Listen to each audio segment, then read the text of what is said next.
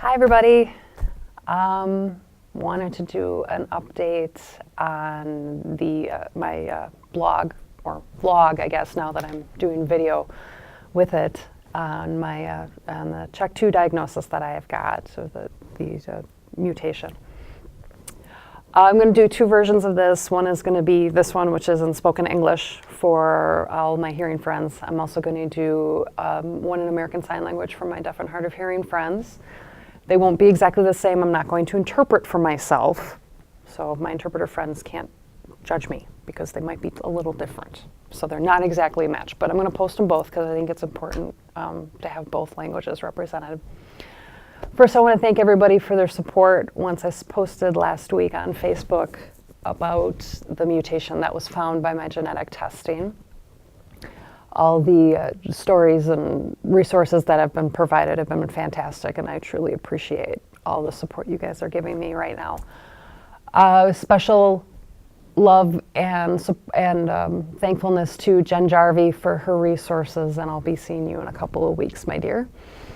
So I saw my OBGYN, who was my referring doctor, this past week, and the first thing he admitted is that he'd never heard of this particular gene mutation, which is not the first time I've heard that. I've been trying to stay off the internet as much as possible to do research for obvious reasons. But from what everybody knows is this is a relatively new gene that people have been working with. From what I have found, that it is the third most common gene mutation to cause breast cancer behind BRCA1 and BRCA2. And that's pretty much what my OBGYN had to say as well. So he didn't really have much more to say, which is a little more frustrating, but I really appreciate his honesty. But he and I have come up with a plan. First, I'm going to be referred to a GI doc, a gastrointestinal doctor, a surgeon and specialist, to focus on the colon cancer increase that goes with the CHEK2 mutation.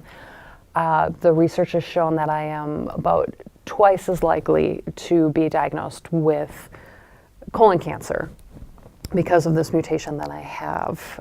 That's at least what the beginning research has. Now, my family doesn't have a history of colon cancer, but he'd still like to set me up with someone. The standard testing age for people with colon to get colonoscopies is 50, and my OB believes that probably 40 or 45 would be a good age for me to start getting tested, which I'm nowhere near yet, thank you very much, but I should probably get established with a GI so that we can have that discussion. The second referral that has been given to me is to a surgeon who is a breast cancer specialist at St. Luke's. For anybody who's watching this who's local knows St. Luke's Hospital is a massive hospital here in the city. She specializes not only in research, but in surgery and care of women who have high risk breast cancer, whether it is BRCA1, BRCA2, or what I have, or just in general family history.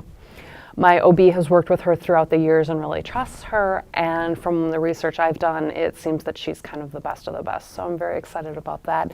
I have an appointment with her in about 2 weeks. From what my referring doctor has said, I have a 25% increase in my life to get breast cancer, which if you think about 25%, that's really not that bad, but then you think that's 1 in 4, which given my family history, that's makes me sit back and think a little bit more than the 25%. The two options that have been given to me at this point have been to continue with aggressive screening, which I've already been doing with mammograms, and I have an MRI scheduled in December, or to start looking at more proactive approaches, which would be surgery, to have the breast tissue removed and replaced, or possibly not replaced, depending on my decisions. But that is where my OBGYN comes from at this point. But that's also why he's referring me to a specialist, because she deals with this pretty much on a daily basis, is what she does. Part of the difficulties with my case is that you can't really pre-screen for cancer. With colon cancer, you can pre-screen and you find polyps and you can remove them before they become cancerous.